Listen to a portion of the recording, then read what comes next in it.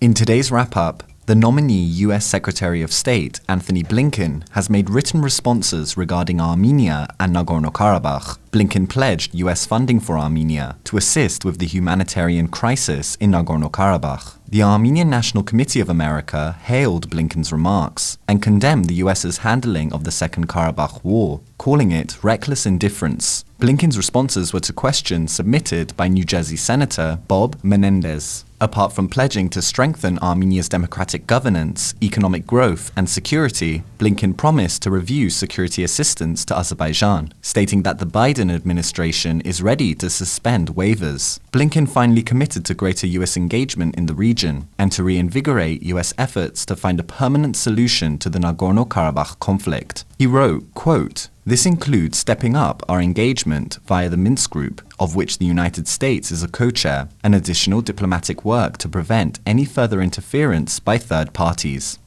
In other news, Vardan Petrosyan, the spokesman of the president of Nagorno-Karabakh, confirmed that around 95,000 Artsakh inhabitants have returned to their homes. Armenian Minister of Labour and Social Affairs, Mesrop Arakelyan, initially gave the figure during a parliamentary Q&A session. Russia's Ministry of Defense, however, has been publishing its own figures on Artsakh returnees. According to Moscow, 50,390 people have returned to their homes in Nagorno-Karabakh. Nagorno-Karabakh's population before the war of 2020 was officially 141,000.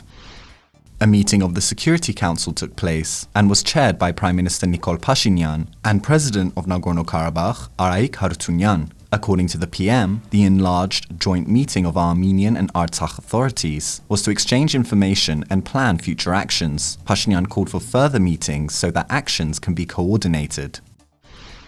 ＳիվիլՆեթ's team went to see Artyom Arevikyan. Artyom had been serving in the army for just 8 months before the Second Karabakh War broke out. He recalled how he and his fellow servicemen were making jokes on the front line, as he wondered whether this war would be similar to the 2016 April War. But by the 4th day, they realized the situation was far worse. Artyom is currently being treated at the Homeland Defenders Rehabilitation Center, but he is certain he will make a full recovery.